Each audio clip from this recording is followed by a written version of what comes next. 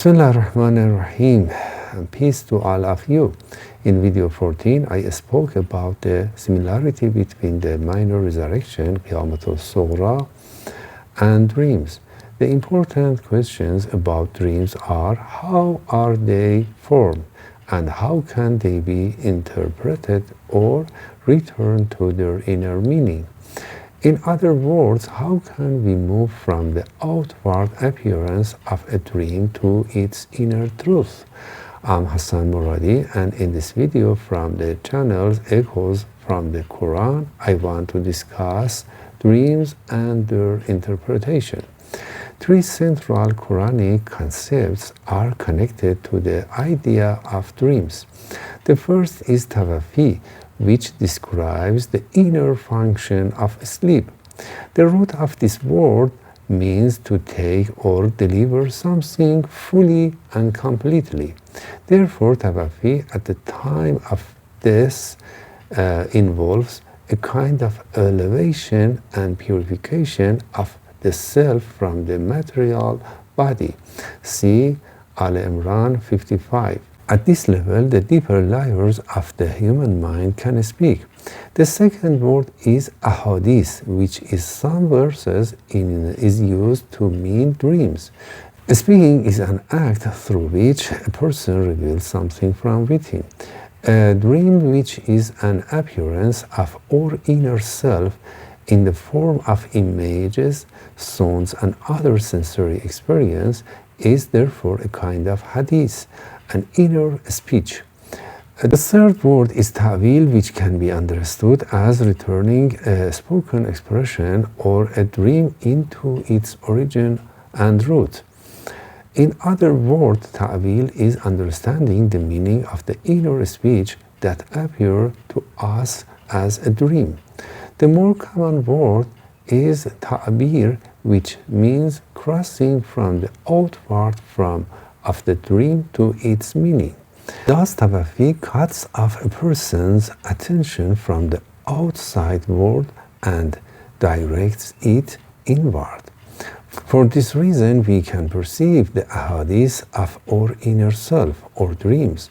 Some people can perform ta'wīlul aḥādīth, meaning they can return dreams to their origin and understand their meaning.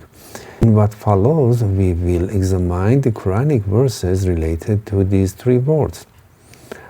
According to the Quran, the human being is taken during sleep. هو الذي يتوفاكم بالليل. Al-An'am 16. The Quran says that God takes the souls at the time of their death, and also those who have not died during their sleep. He holds back the souls of those whose death has been decreed and releases the other until their appointed time. And this is a sign for people who reflect. الله يتوفى الأنفس حين موتها والتي لم تمت في منامها فيمسك التي قضى عليها الموت ويرسل الأخرى إلى أجل مسمى إن في ذلك لآيات لقوم يتفكرون. Al-Zumar 42. Tawaffī comes from wafa, means to deliver something fully. For example, filling a measure completely, fulfilling a covenant, or returning punishment for actions or deeds in full. Some verses mention that after taking the soul, it is returned to its Lord. And in the case of Jesus, it is raised and purified from the disbelievers. See Al-Imran 55. This expression shows that tawaffī is a kind of elevation and purification of the self from the material body. In this state, the human self perceives things that we call dreams. The Quran uses the word subat to describe the human state in sleep, meaning cessation of activity and rest. An-Naba 9 Al-Furqan 47. Thus, tawaffī cuts off sensory perception and frees the human being from worldly distinctions, opening the way for inner realities to appear. The Quran calls this inner appearance a form of speech. The word aḥādīth is used 3 times in the Quran to mean dreams, all in the story of Joseph, Yusuf 6:21, 101. Why does the Quran consider a dream a kind of speech? Who is speaking in a dream and who is listening? It's not ordinary speech, because in a dream one may see only an image without any sounds. It is a kind of existential speech. In earlier videos, I explained that when God wants to create something, He says be, and it comes into existence, kun fayakūn. In dreams, the deeper layers of the human self may will something to appear, and by this existential command, it appears. These deeper layers may be understood as the Spirit of God breathed into human beings. The Quran says the Spirit belongs to the realm of command, ālam, where things occur through kun fayakūn, a form of existential speech.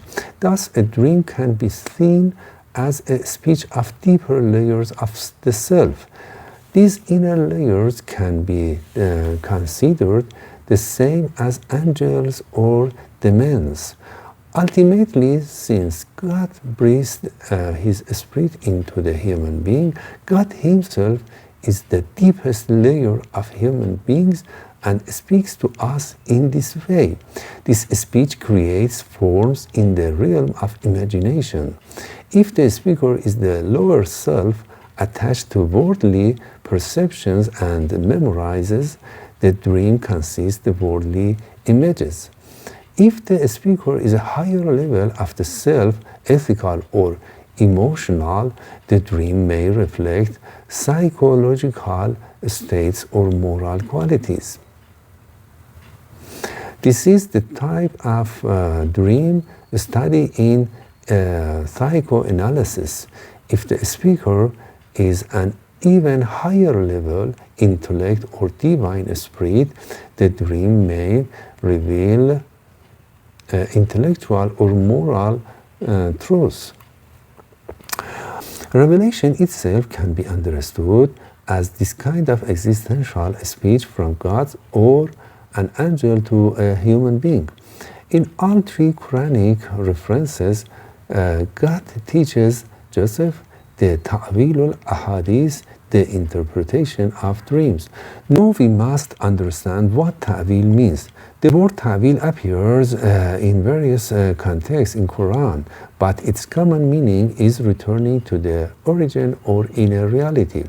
When Joseph's dream is fulfilled and his parents and brothers bow before him, he says, وَقَالَ يَا أَبَتَ هَذَا تَعْوِيلُ رُؤْيَايَ مِنْ قَبْلُ قَدْ جَعَلَهَا رَبِّي حَقًّا. Yusuf 100. This verse shows clearly that a real event in the world is the ta'wīl, the inner cause of a dream. The reason Joseph saw that dream in childhood was the future event that later occurred. From our time-bound perspective, the future does not yet exist. But in Quranic view, past and future are like the beginning and end of a train. We see only a small part through the window of our time-bound mind. Some people in sleep or in states of unveiling can seize pages of the book of life that are not yet accessible in the physical world. Sometimes they see the event exactly as it will occur. Sometimes the mind reconstructs it symbolically. Joseph saw a future event, but his mind represented it as stars, the sun, the moon, bowing. When the prisoners and the king ask Joseph to interpret their dreams, he tells them events that will occur in the future. In all these cases, the future events is the ta'wil, the inner cause of the dream. In the story of Moses meeting the servant of God, 3 events occurs and Moses objects each time. See Al-Kahf 65. The servant of God who had already said Moses would not be able to remain patient, finally explains the ta'wil, the hidden reasons behind his actions. Al-Kahf 78.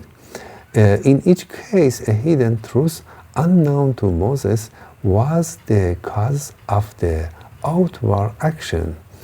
The Quran says this servant of God's was given a special mercy of knowledge from us, meaning access to the complete records of events. عَلَّمْنَاهُ مِنْ لَدُنَّا عِلْمًا. He knows pages of the book of destiny that would unfold in the future. The idea that all events are recorded in books and that some people have access to them requires a separate, detailed discussion. After commanding good deeds such as returning to God and His Messenger in disputes or giving full measure, the Quran says this is the best ta'wil. Since all actions appear in the barzakh and the resurrection in their true existential forms, the Quran seems to say that good deeds have the best inner reality. Most people understand only the outward life of this world, but are heedless of the hereafter. يَعْلَمُونَ ظَاهِرًا مِنَ الْحَيَاةِ الدُّنْيَا وَهُمْ عَنِ الْآخِرَةِ هُمْ غَافِلُونَ. Ar-Rum 7. From the contrast between the outward of the worldly life and hereafter, we understand that hereafter is the inner reality of the worldly life. It is very important. Just as the world has an outward forms and the resurrection, major and minor, is its inner form, every action has an outward form in this world and an inner form that appears in the hereafter. This inner form is its ta'wil. The Quran mentions the coming of the ta'wil of the Quran on the day of resurrection. Al-A'raf 53, Yunus 39, and says that only God knows the ta'wil of the ambiguous verses. Al-Imran 7. If the Quran is the speech of God or an angel to humanity, then it has one outward layer and 2 inward layers. The worldly layer is the Arabic text.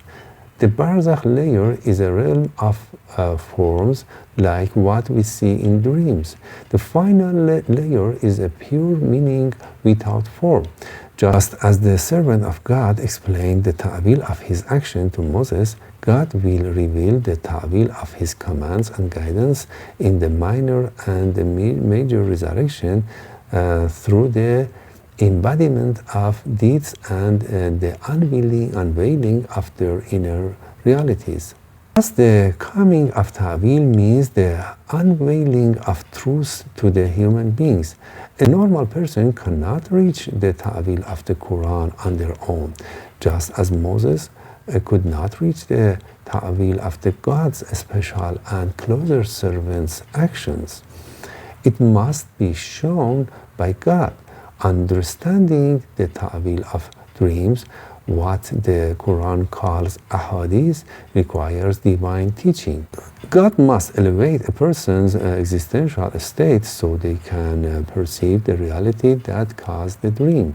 This reality may be a worldly event that will occur in the future, as in the dreams of Joseph, the king, and the prisoners. Or it may be an otherworldly truths. For example, a person may see in a dream the barzakh reality of a good or bad deed, or a good or bad moral trait, appearing as pleasant or unpleasant senses. I explained this in video 14 on the minor resurrection. Thank you for being here.